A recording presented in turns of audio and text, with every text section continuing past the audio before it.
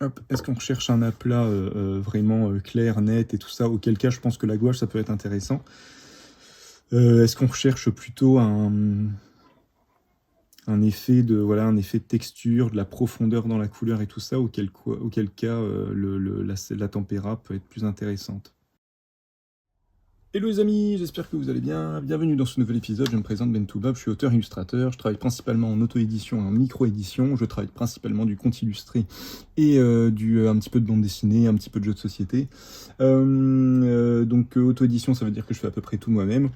Je gère tout l'avant, toute la création du projet, je gère toute la mise en page, tout ça. Je livre un beau petit fichier PDF à mon imprimeur avec lequel je vois les derniers détails, le choix du papier, la couverture, la reliure, tout ça. Et entre-temps, je fais un petit financement participatif si besoin, si j'ai pas les fonds. Si j'ai les fonds, j'imprime directement. Et du coup, je gère tout l'après, la présence en festival, la communication autour du projet, la vente du projet, hein, tout simplement, les dédicaces, tout ça. Et micro-édition, parce que je fais des petites quantités de ce que je fais, rarement plus de 200 exemplaires. S'il faut, je réimprime, mais généralement, je fais du one-shot et puis j'enchaîne sur un autre projet. Voilà un petit peu l'idée. J'ai jamais réussi à être aussi rapide, dis donc. Il y a une petite boutique, les amis, donc n'hésitez pas à aller faire un petit tour. Voilà, si vous avez des questions, voilà, tout ça, s'il y a des choses qui vous intéressent, qui vous plaisent, voilà, n'hésitez pas à me demander, j'y répondrai avec grand plaisir. Qu'est-ce qu'on va faire aujourd'hui, les copains? Aujourd'hui, on va revenir un petit peu sur la gouache sennelier extra fine d'un côté et la tempéra à l'œuvre de l'autre. J'avais dit que j'allais faire un petit comparatif entre les deux. Je me demandais s'il y avait vraiment un intérêt ou pas, et en faisant des recherches, en fait, je me suis dit, bah ouais, il y a déjà un vrai intérêt à faire un comparatif entre les deux, c'est que par exemple, notamment pour ceux qui parlent anglais, tout simplement, la tempéra, ça veut à la fois dire, entre guillemets, gouache entrée de gamme, et ça peut aussi vouloir dire tempéra à l'œuf, qui est vraiment quelque chose de complètement différent. Donc je me suis dit que ça pourrait être intéressant pour les Anglais qui tomberont sur cette vidéo. Hein. Il y a la possibilité de traduire directement, donc voilà. J'espère que ça fonctionnera. Parce que je vais pas faire un épisode en anglais. Hein. Je suis pas, hein, je vais épargner vos pauvres oreilles. Donc voilà. Du coup, je me suis dit que ouais, dans un premier temps, déjà ça, ce serait intéressant de faire la différence entre les deux. Alors je sais pas encore, c'est vrai que j'aurais dû faire des recherches un peu plus poussées, je sais pas pourquoi en anglais on dit tempéra pour la gouache, j'ai pas recherché plus que ça. Je ferai une petite recherche et puis je vous le balancerai en post-prod si besoin. Sinon, si vous avez la réponse en commentaire, n'hésitez pas, ça peut toujours être intéressant. Ça permet d'améliorer le débat, la discussion, tout ça. D'apporter une petite définition, un petit plus niveau information. Qu'est-ce que je peux vous dire, moi, déjà? Alors, au-delà de ça, vous avez de la gouache d'un côté. Alors, on est sur de la gouache extra fine. D'un autre côté, on est sur de la tempéra à l'œuf. Concrètement, ce qui va changer, en fait, c'est le liant. Hein, concrètement, dans toutes les peintures, de toute façon, c'est ça. Hein, vous avez des pigments d'un côté et un liant de l'autre. Pour la gouache, de manière générale, c'est de la gomme arabique. On va retrouver un peu le même principe que l'aquarelle. Mais du coup en quelque chose de moins... je pense qu'on est sur quelque chose de moins broyé finement, et surtout, je pense qu'il y a, voilà, sur beaucoup d'aquarelles maintenant, vous avez en plus de la gomme arabique, vous avez un liant un petit peu plus, pas un petit peu épais, mais genre du miel ou ce genre de choses qui rajoute un petit peu plus, qui peut être, voilà, qui est intéressant. Donc je disais, ouais, gouache extra fine, du coup, liant à la gomme arabique, tempéra, on est sur une recette de liant à l'œuf, une émulsion de produits d'origine végétale, et avec du jaune d'œuf, si je dis pas de bêtises, je crois que c'est du jaune d'œuf. À chaque fois je m'avance un peu trop, il faudrait que j'arrête. Hein. À l'œuf, voilà, on va dire à l'œuf, ça sera très bien. Du coup, vous avez ça qui est complètement différent. Ce qui fait qu'au niveau de l'application, d'un côté... Alors attendez, je vais mettre les tubes de côté, parce que les tubes, on les voit, c'est bon, il n'y a pas besoin de faire plus. D'un côté, vous avez du coup un rendu complètement mat à la gouache. Là, on est sur de l'extra fine, donc on a vraiment une bonne définition au niveau de la qualité définition, c'est pas le bon mot, mais en tout cas une bonne saturation, un bon broyage des pigments, ce qui fait qu'on a quelque chose d'assez lisse quand on l'utilise de manière opaque et en dilué. On a vraiment des résultats qui sont assez intéressants.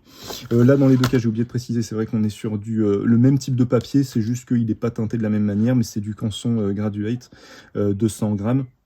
D'un côté ivoire, de l'autre côté gris. Si on doit refaire un petit test à la fin, on le fera là-dessus, parce que ça me semble plus pertinent au niveau justement de l'opacité et tout ça. Justement, avec la gouache, on est sur un rendu aussi opaque, mat, au niveau du rendu.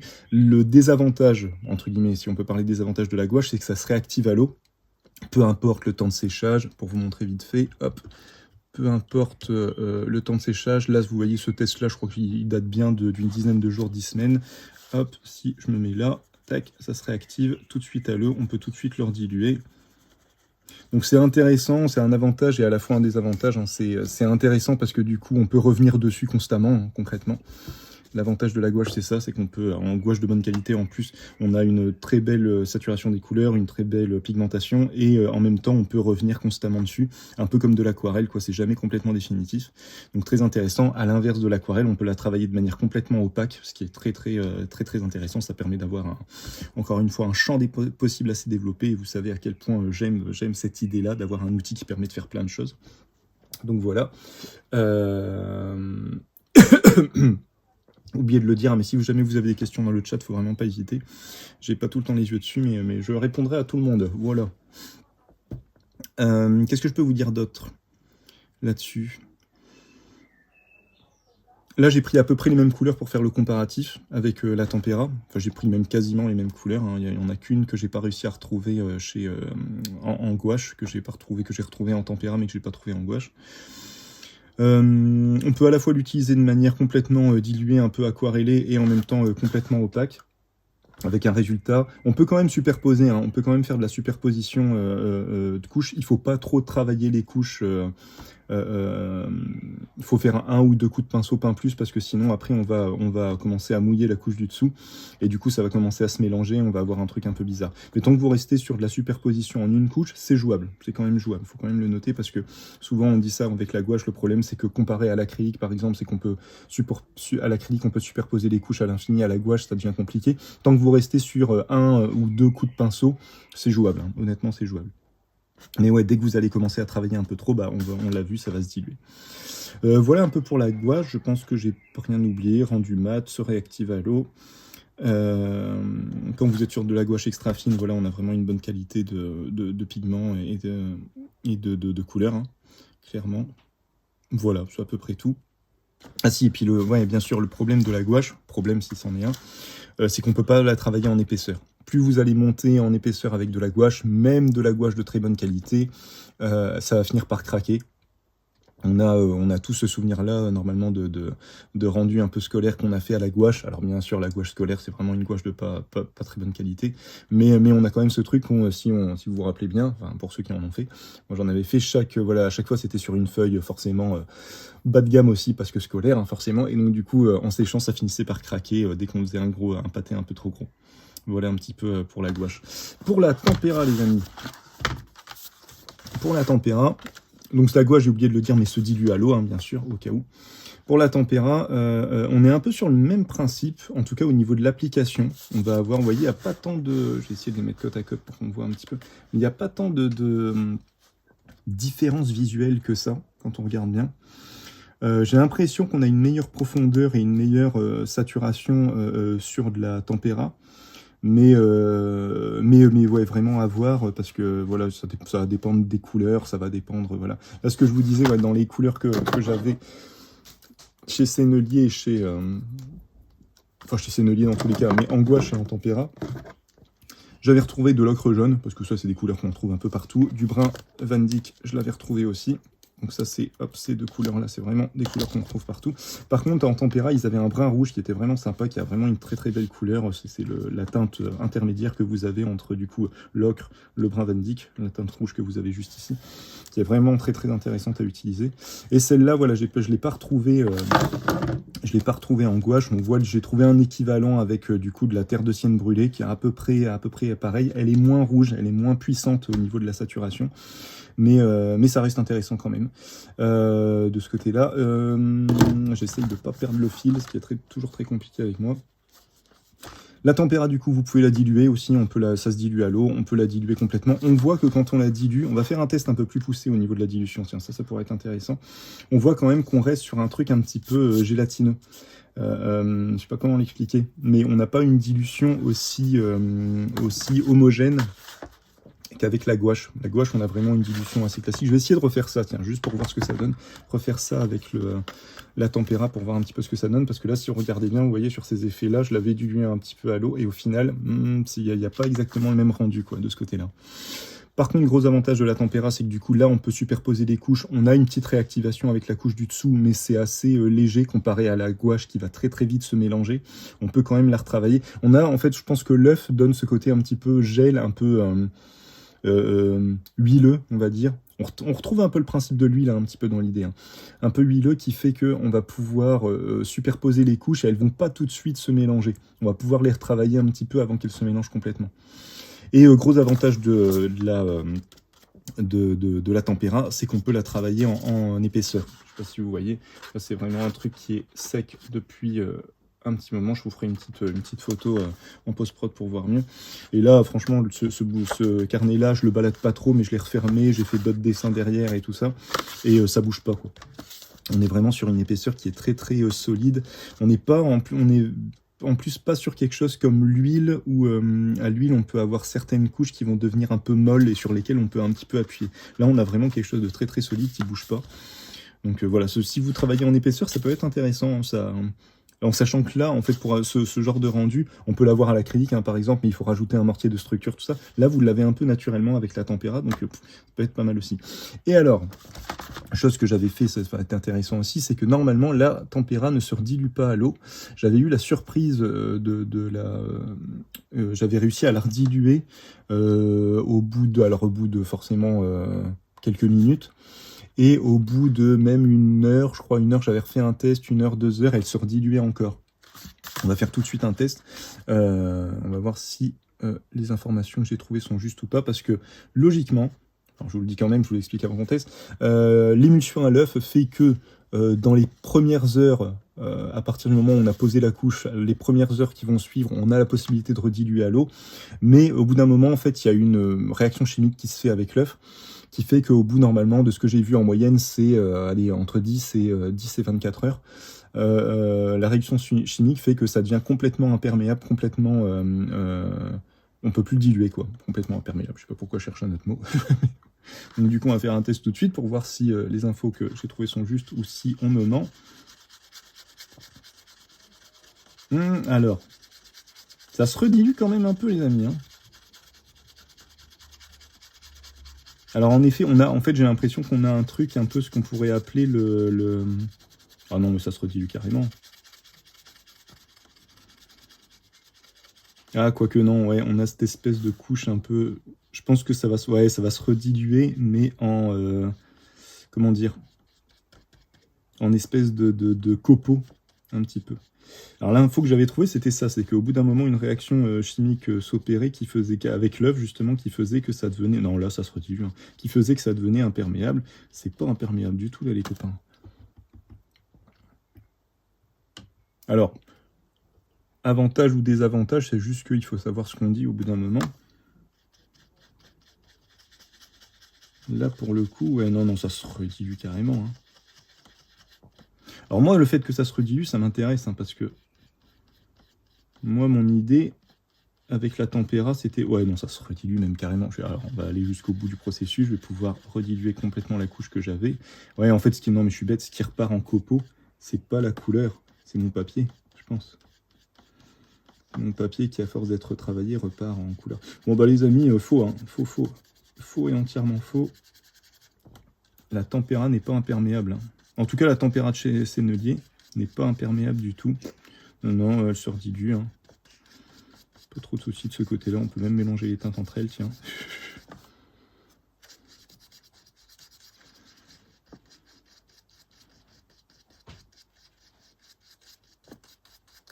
Non, ça se redilue carrément. Ok, donc j'ai rien dit.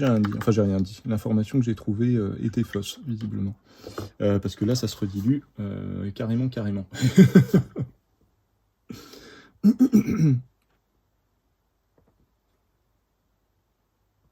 Je me rappelais pas que c'était quand même plus sérieux les lives du lundi que ceux du vendredi. Ouais, t'as vu, hein? On essaye d'apporter un peu plus d'infos, un peu plus de... Hein, on essaye d'être un peu plus carré. Mais bon, c'est pas pour ça qu'il y a plus de monde, hein. Hein? Soyons clairs. Mais bon, hein, moi après, moi je m'amuse, moi j'aime bien. Hein, c'est le principal. Du coup, qu'est-ce que je voulais faire juste avant de partir en cacahuète encore une fois? Ouais, donc du coup, alors, interrogation, il va falloir que je mène des recherches un peu plus poussées, parce que là, je m'interroge. Soit la tempéra de chez Sennelier est, entre guillemets, pas une vraie tempéra, mais pourtant, ils mettent ça en avant, hein. Ils mettent en avant que c'est vraiment ces recettes traditionnelles du 17e, si je dis pas de bêtises. Donc on a affaire un petit peu à la daronne des peintures, hein, les amis.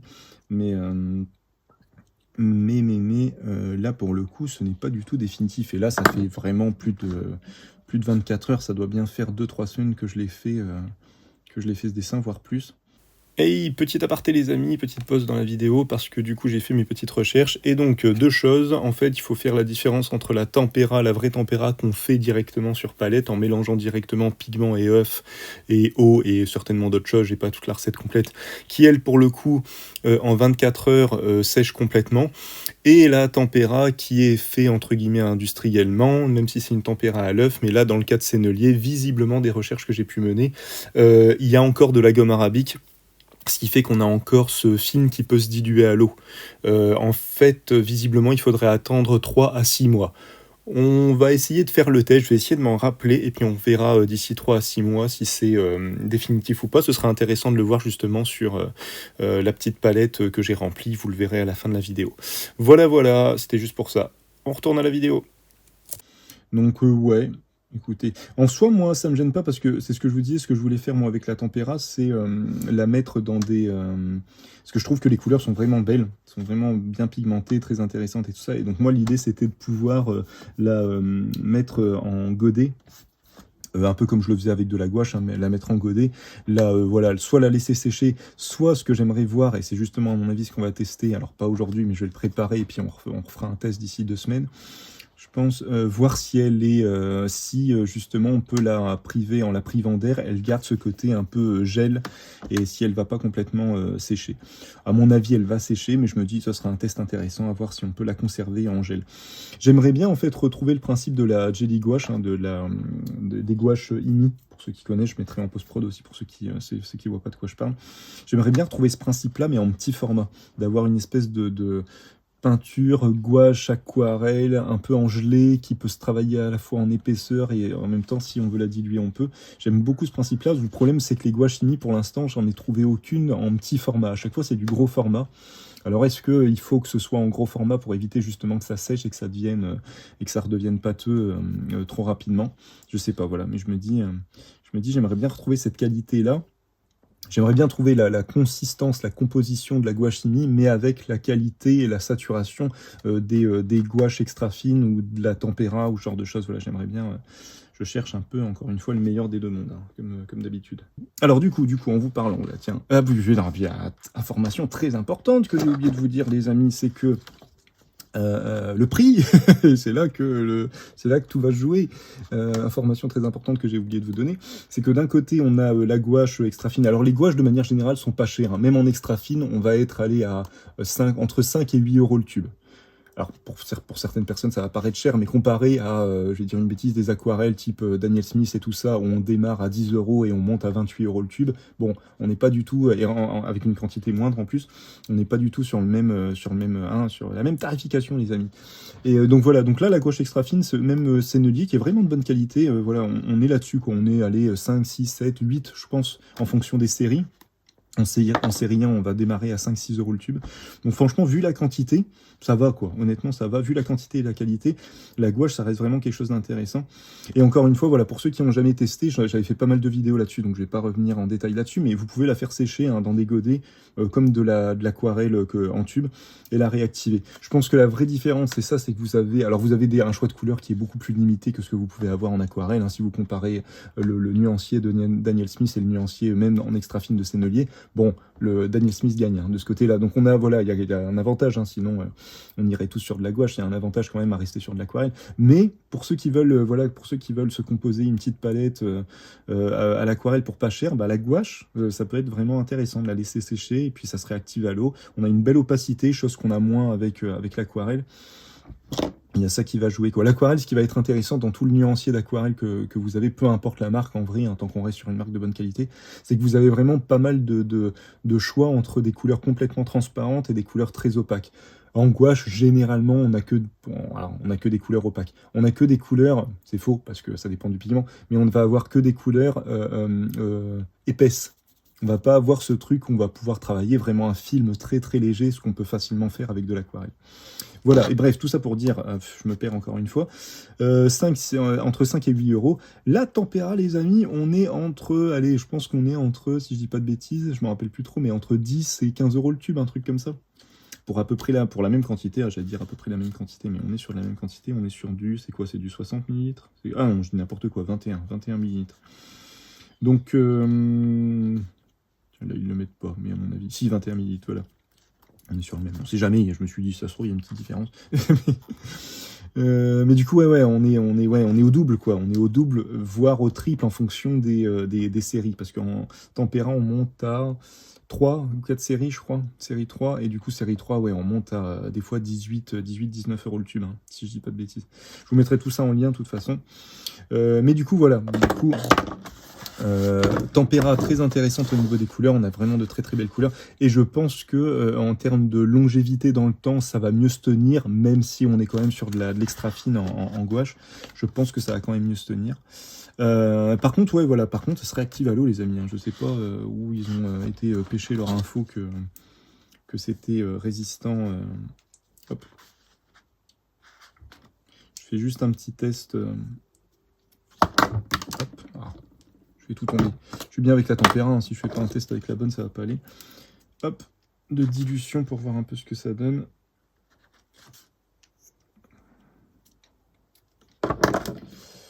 Mais ouais, voilà, donc c'est compliqué, j'allais dire, c'est compliqué de faire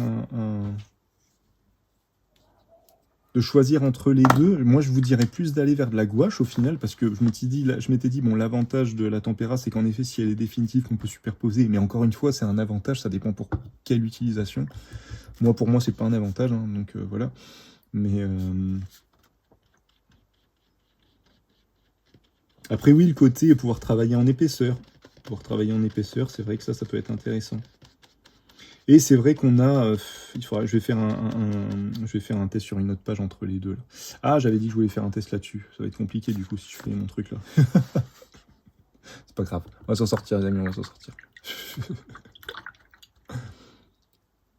Je ferai un test sur l'autre carnet. Au pire, c'est pas bien grave. Hop.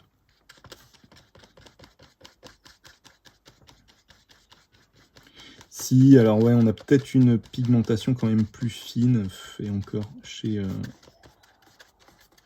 comme ça, en tempéra, on a peut-être une pigmentation plus fine qu'en gouache. Mais là aussi, c'est avantages et désavantages en fonction de l'utilisation, parce que si on cherche un rendu un peu granulé et tout ça, comme des fois on peut avoir en aquarelle, la gouache, ça peut être intéressant du coup. Vous voyez ce côté un petit peu comme ça. Ça peut être... ça dépend ce qu'on recherche, c'est toujours pareil. Ouais, on a peut-être une finesse de pigment qui est plus intéressante entre les deux. J'y vais comme un barbare, comme d'habitude. De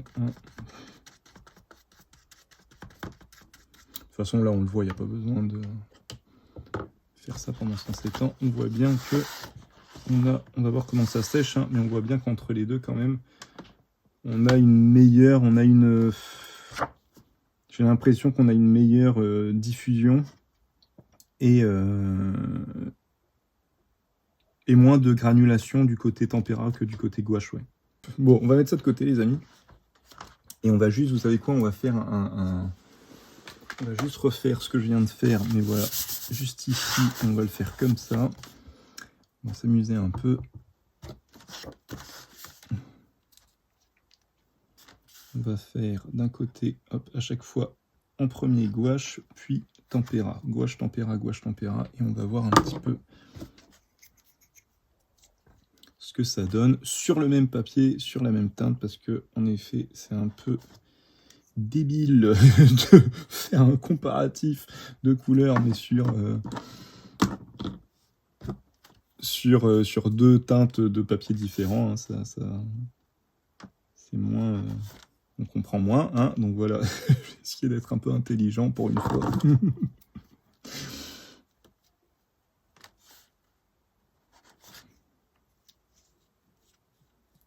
Hop. Qu'est-ce que j'ai d'autre là? Hop. Le brin Van Dyck.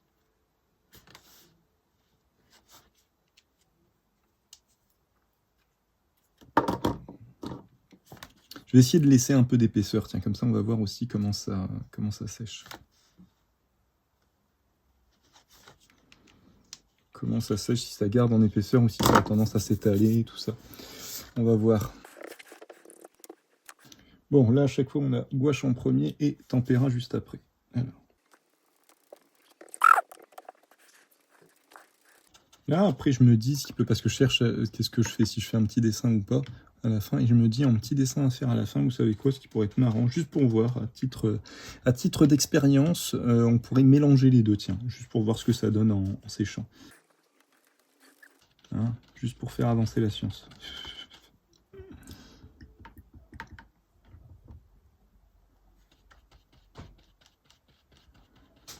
Ah ouais, vous voyez, je sais pas au final. Hein. Je sais pas si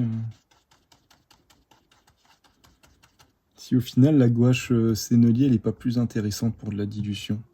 On va voir. Allons au bout, laissons sécher, puis on verra après ce que ça donne. Bon, en tout cas, à chaque fois, ça me fait rappeler que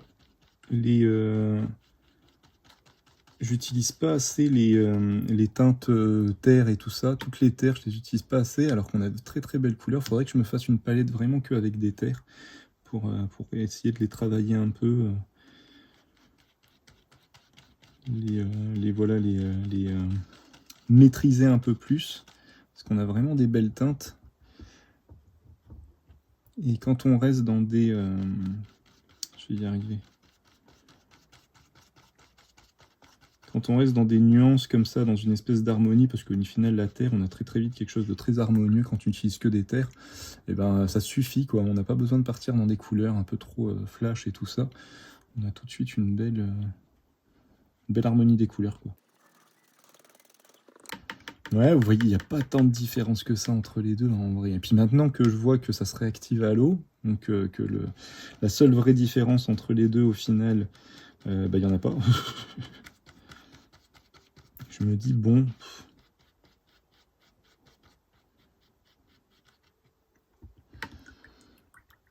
Je me dis, bon, est-ce que ça vaut le coup de balancer 5, voire 10 balles de plus des fois?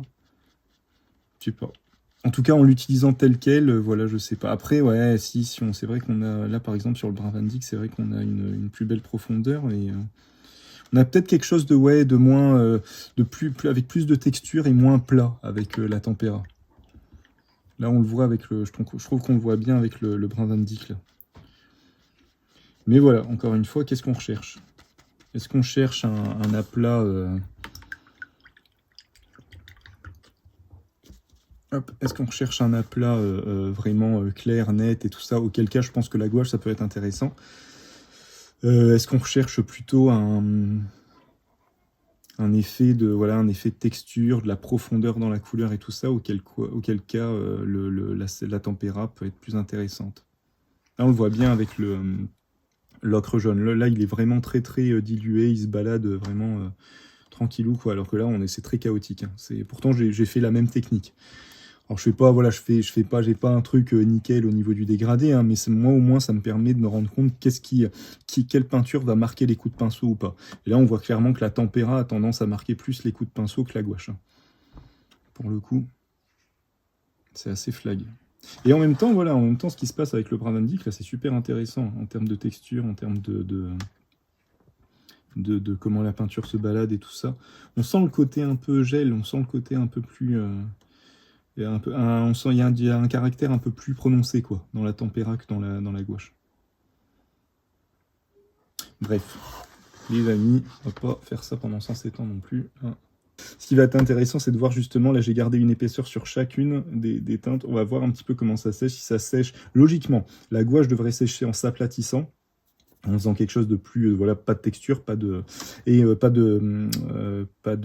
vais y arriver, pas de structure plutôt, pas de, voilà quoi, pas de profondeur, pas de bosse, alors que justement la tempéra devrait garder, devrait garder le volume. Ah là là, volume, c'était ce mot-là que je cherchais. C'est dur, hein, quand on sent qu'il fait chaud. Bon, allez, petit dessin les amis, et puis on va se quitter là-dessus. Ce qu'on va faire... Ah non, oui, ce que je voulais faire juste avant. Petit test, hein. Alors, petit test rapide. Désolé pour ceux qui tombent sur cette vidéo, mais... Elle est où? J'arrive pas à la sortir. Bah alors. Ah, voilà. Rappelez-vous, souvenez-vous, j'avais fait une petite palette avec la... je vais pas la tester là. Avec de la Cobra, avec de l'huile Cobra dedans, pour voir comment elle se comportait dans une palette hermétique. C'est une palette hermétique que vous avez juste là, avec un petit film en silicone qui permet de garder la peinture fraîche, normalement. Il s'avère qu'avec la Cobra, ça n'a pas marché du tout, donc je me dis là, ce que je peux faire, vu qu'il me reste quelques emplacements vides, et que de toute façon, cette palette, je vais essayer de la nettoyer, mais je pense que je vais surtout finir par l'acheter. C'est dommage, mais bon. Je pourrais pas vraiment la ravoir, je pense. Ce qui va être intéressant, vous savez quoi? On va faire un test avec de la tempéra. Alors, il faut que je retienne que la tempéra, elle est là. Ouais, on va essayer de s'en rappeler. Tempéra ici, je vais pas en mettre trop. Mais vraiment pour voir le comportement. Hop, tempéra en haut et en bas, gouache. Et on va voir comment tout ça, ça vieillit, comment ça sèche. Voilà. La gouache, je sais, mais la tempéra, ça va être intéressant.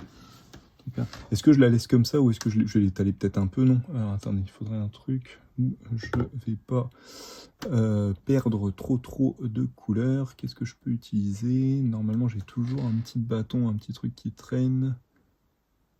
Ah, et bien sûr, là, j'ai rien. Toujours quand on en a besoin qu'on l'a plus.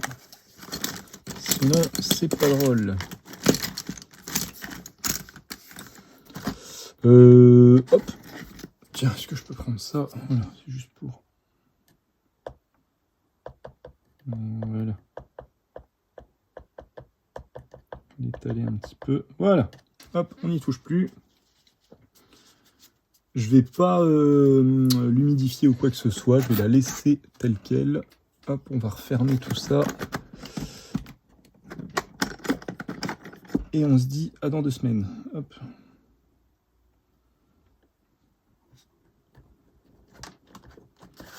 Je veux juste voir comment ça vieillit, parce que dans tous les cas, ça va être intéressant, là, pour le coup. Soit ça reste dans le frais, et du coup, peut-être qu'on a trouvé quelque chose d'intéressant en termes de retrouver ce côté un petit peu pâteux. Parce que là, pour le coup, alors, pour faire un petit juste récap là-dessus, je me suis amusé à faire ça avec de la Cobra, mais ce qui n'avait en soi pas trop de sens, parce que la Cobra, c'est une huile à l'eau qui met énormément de temps à sécher. Donc l'idée de cette palette, c'est de se balader avec en extérieur hop, j'essaie de la refermer. Et du coup de pouvoir bosser un petit peu avec dès qu'on en a envie. Avec la Cobra, le problème que j'ai, c'est que dans tous les cas, ça va mettre 1 semaine à sécher. Donc si je me balade à l'extérieur et que je travaille sur même sur un petit bout de papier, il va falloir que je me balade le bout de papier tout le long de la balade. Un petit peu dommage. Donc, mais par contre, ce que j'aime bien dans la Cobra, c'est justement ça, quoi. C'est tout le côté... Désolé, hein, c'est un test en vrac, en même temps jour férié, c'est pas bien grave. C'est tout le côté un peu pâteux de la Cobra comme ça, j'aime beaucoup.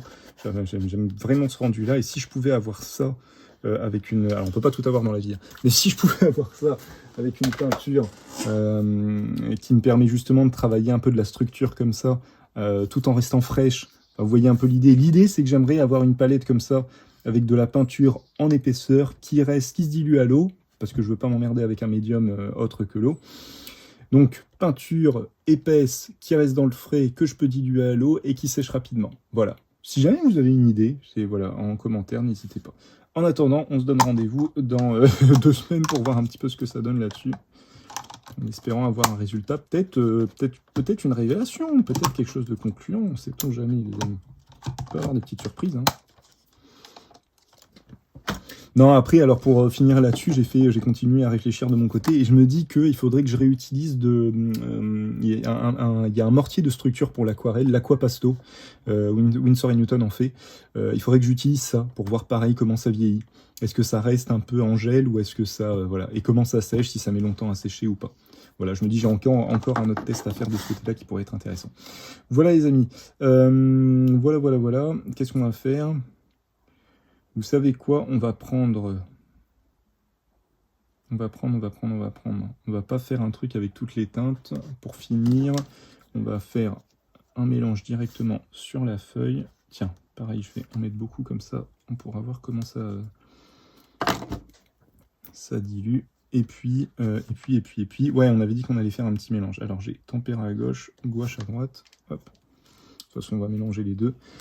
Et on va voir juste ça, voilà, potentiellement intéressant pour la science, de voir comment ça se travaille. On va essayer de diluer dans un premier temps. Alors je vais faire gauche-droite, gauche-droite. On va faire ça. Allez, hop, on réfléchit pas pendant 3 heures.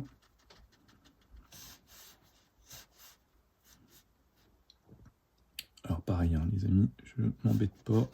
Faire un truc très très basique. Tiens, vous savez quoi? On va vraiment y aller, mélanger les deux comme ça.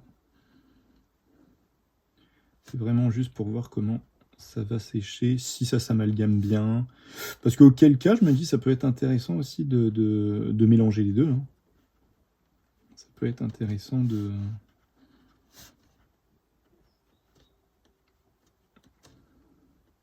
Si les deux se mélangent bien, voilà, si les deux s'amalgament bien, ça peut être potentiellement intéressant d'avoir certaines couleurs bien chargées, bien flash en tempéra, et puis d'autres couleurs un peu moins, voilà quoi, qui j'allais dire qui méritent un peu moins, c'est pas une question de mérite, mais qui voilà, où c'est pas trop grave si vous les avez. Oh, je finis pas mes phrases, mon dieu, c'est une catastrophe.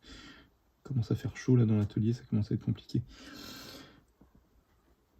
Certaines couleurs que vous voulez garder en quantité, genre ce qui me vient à l'esprit là, c'est blanc et noir par exemple, mais voilà, je me dis ça se mélange.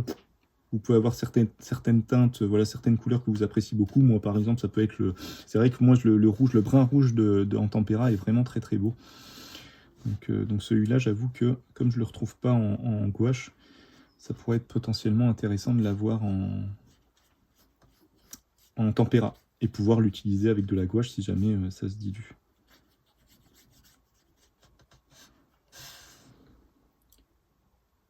La faute à la chaleur, évidemment. Mais bien sûr, ce sera jamais de ma faute, tu sais bien. Voilà.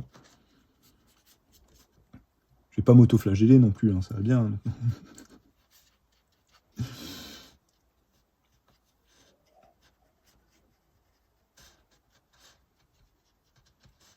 Bon, c'est vraiment un truc bête et méchant. On va pas se torturer, se casser la tête. J'ai essayé de vraiment charger sur la fin. Utiliser vraiment les deux côte à côte, là. Pour vraiment voir s'il y a si ça s'amalgame mal, si ça sèche mal, si ça... Voilà. Je vais utiliser un petit peu à sec aussi, pour voir.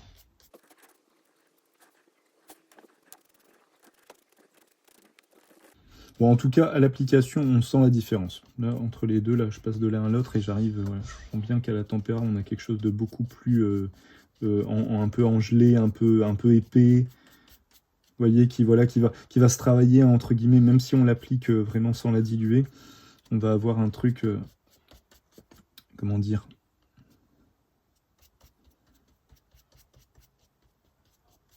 Avec un peu plus de caractère. Je pense que c'est vraiment ça l'idée. Je sais pas si c'est clair ce que je dis, mais on a vraiment quelque chose avec un peu plus de texture, de profondeur que la gouache qui va être forcément ce médium un peu plus plat, quoi. Un peu plus plat. Allez, hop, on s'arrête là les amis. On va laisser sécher tout ça et puis on va voir un petit peu comment tout ça réagit. Voilà.